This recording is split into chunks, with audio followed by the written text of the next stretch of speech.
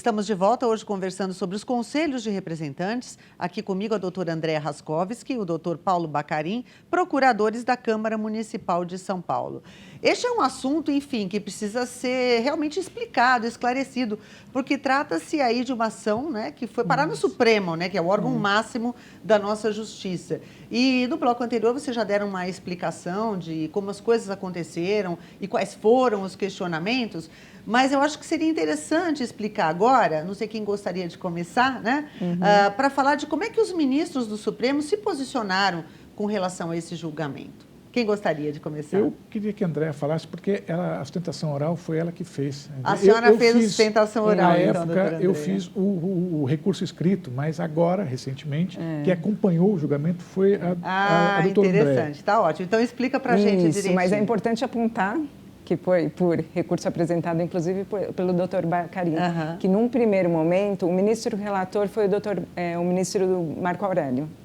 E, num primeiro momento, ele afastou de plano o recurso apresentado pela Câmara, o recurso extraordinário.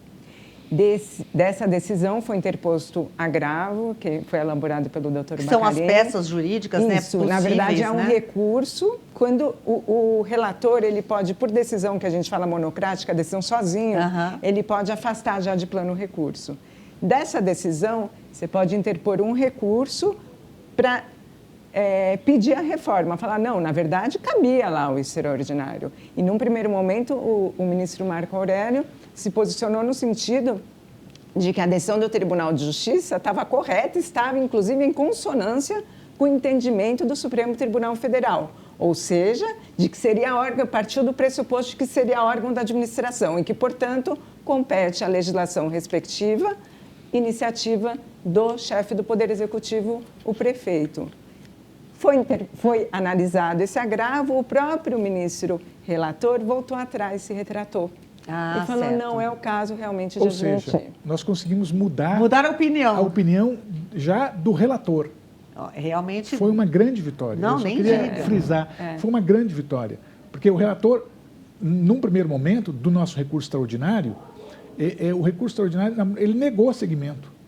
E aí nós conseguimos, então, nós fizemos o recurso que se chama agravo. Quer dizer, se não tivesse entrado com esse agravo, teria ficado tudo por isso mesmo.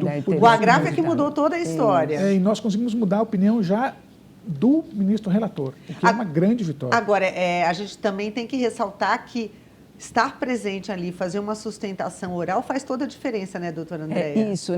Por ocasião do agravo, na verdade...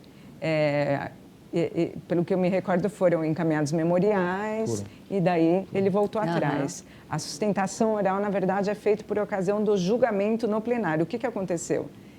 Ele voltou atrás e agora o Supremo até que está andando rápido, porque assim, ele voltou atrás foi em 2011. Certo. E daí a competência para julgar o mérito, a ação em si, se deveria ser reformada ou não a decisão do Tribunal de Justiça, é do plenário, são os 11 ministros, né? Só que anteriormente à análise do recurso extraordinário, com agravo, a gente passou uma questão aí, foi recebido o recurso. E em recurso extraordinário, em razão da reforma do judiciário, desde 2004, então com a emenda constitucional 45 de 2004, é necessário você provar que a questão que é objeto do seu recurso extraordinário tem repercussão geral. Então, antes de analisar o próprio recurso, os ministros analisam, julgam a repercussão geral no tema. Por quê? Porque o Supremo Tribunal Federal é um tribunal para análise de questão estritamente constitucional com efeito para o Brasil inteiro, né? Não é para julgar o caso X ou Y específico que só vai interferir na sua vida. E se decidiu que essa questão tinha repercussão geral, sobre que temática? Daí fixou qual é o tema que a gente vai discutir. E então os ministros, reconhecendo a existência de repercussão geral, entenderam que era possível a análise do mérito do recurso em si. O reconhecimento se deu em abril do ano passado e esse ano entrou em pauta no julgamento virtual. O que acontece agora? Inclusive em razão da pandemia, tem muitos julgamentos, o Supremo já estava atuando dessa forma, até para desaguar tanto processo, né, que eles têm para julgar e que ficam tantos anos, né, como a gente percebe aqui né, 15 anos para chegar a julgamento um recurso extraordinário. Foi fixado data para julgamento virtual em agosto agora e o ministro Marco Aurélio, relator, no mesmo sentido do voto que já havia sido dado ao se retratar do não conhecimento do recurso extraordinário, ele entendeu, pelo provimento parcial do recurso extraordinário apresentado pela Câmara, para reconhecer como constitucional os conselhos de representantes, só que ele fixou para interpretar que todos esses conselhos dão uma interpretação vinculante, que ao aplicar essa legislação, não se pode aplicar qualquer efeito vinculante ou coercitivo nas decisões do Conselho de Representantes. Aliás, o que já estava previsto na lei. Era isso, né? Que a gente sempre quis mesmo, é o que já estava previsto na lei, é o que nós alegamos desde o começo. Justamente, esses conselhos, eles sugerem, eles representam, eles auxiliam, esses são os verbos que estabelecem a competência deles. E nós falamos isso desde sempre, é por isso que eles não integram, é por isso que esses conselhos não integram a estrutura administrativa, porque eles não têm poderes administrativos vinculantes. Eles são, é o que a gente chama em ciência política de coparticipação social. Eles não são para gerir nada, esses conselhos não vão gerir nenhuma subprefeitura, mas é de coparticipação. Ou seja, se me permite, André, até o que eu queria dizer é que, desde o começo, essa decisão do Supremo, ela consagrou o que nós achávamos desde o começo. A iniciativa é do Parlamento, para esse tipo de conselho. Ele não se confunde com os conselhos que já existem, os conselhos temáticos, que já existem no âmbito do Poder Executivo.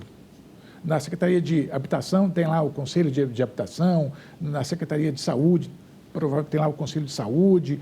Esses órgãos são partes integrantes da estrutura do Poder Executivo. Para esses existe iniciativa legislativa privativa do chefe do Executivo. Mas esses conselhos, nós não estamos falando deles.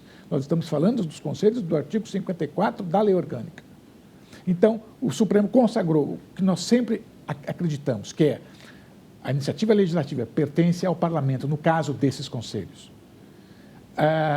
Esses conselhos não criam órgãos administrativos. Esse tema é importante, esse tema tem repercussão geral, sim. E por ter sido dada, reconhecida, como a doutora André explicou, a repercussão geral, esta decisão que a Câmara, que nós conseguimos, ela tem efeito vinculante para o país todo. Certo. Quer dizer, nenhuma lei de iniciativa de uma Câmara no país todo, se for questionada, o Supremo já tem o seu tema de repercussão geral. Essa ação não vai prosperar. Quer dizer, fez história todo esse, né? Não, eu acho só importante apontar que a decisão do Supremo não foi tão fácil assim. Bom, dá para perceber pelo que vocês estão explicando. O ministro Marco Aurélio, que era o relator, deu esse voto, né? Estava em julgamento virtual. A sustentação oral que eu fiz, inclusive, foi gravada e enviada por anexo, né? Que foi virtual tudo. E quando se faz julgamento virtual, fica lá para julgamento, o ministro dá o voto dele, o relator, e os outros têm uma semana para acompanhar ou divergir o voto dele. Então, a gente foi acompanhando isso durante uma semana. Agora, para a gente finalizar toda essa conversa que a gente teve aqui, como é que fica agora? Quer dizer, sobre a criação desses conselhos e sobre a atuação e atribuições deles, para a gente, enfim, finalizar mostrando de que forma que esses conselhos vão ter realmente a sua parcela de contribuição. Bom, foi reconhecida a constitucionalidade ao final, na verdade a votação foi por 6-5, né? Foi por dividida. Um voto. Quando o ministro Celso de Mello voltou da licença saúde, ele deu o voto dele favorável, que ficou, num primeiro momento ficou 5-5.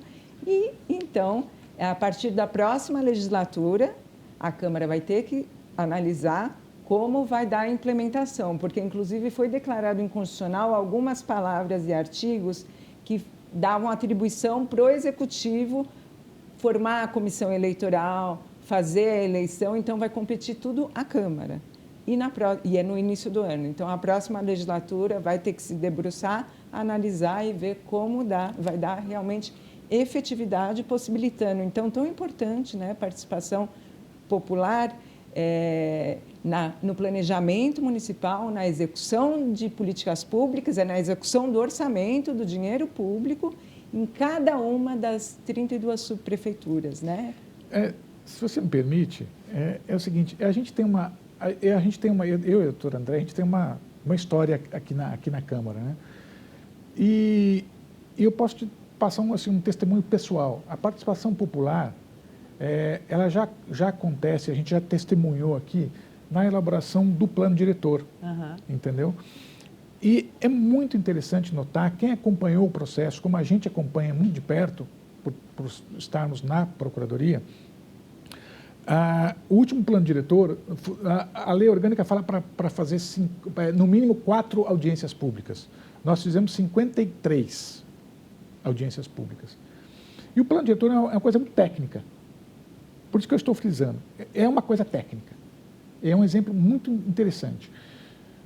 E é incrível como quando você vai ouvir a população, como vem aspectos relevantes, aspectos significativos, aspectos interessantes, que quem elaborou a minuta do plano diretor, que é um negócio complicado, complexo, ele passa, o técnico passa ao largo, porque ele não está lá naquela região. Exatamente. Entendeu? Então, por exemplo, o processo de elaboração do plano diretor é um processo muito rico. E a população, é claro, vem gente que fala coisas que não são pertinentes ao tema, vem um outro mal intencionado que quer tumultuar. Mas tem muita importante contribuição. Mas né? a contribuição, o balanço disso é positivo. Muito bom. Eu acho, mais do que tudo, os conselhos de representantes é uma participação organizada. Tá, né? Ótimo. Olha, eu gostaria de agradecer essa aula que vocês deram aqui hoje para a gente. Muito obrigada pela participação de ambos, foi um prazer. O prazer foi nosso. O prazer é nosso. Estamos sempre à disposição. E agradeço você que acompanhou esse programa. Se você ficou com algum tipo de dúvida, basta entrar em contato com a Procuradoria da Câmara. Atenção aos e-mails, celeg@sãopaulo.sp.leg.br ou então procuradoria@sãopaulo.sp.leg.br. TV Câmara São Paulo, assista, fique sabendo.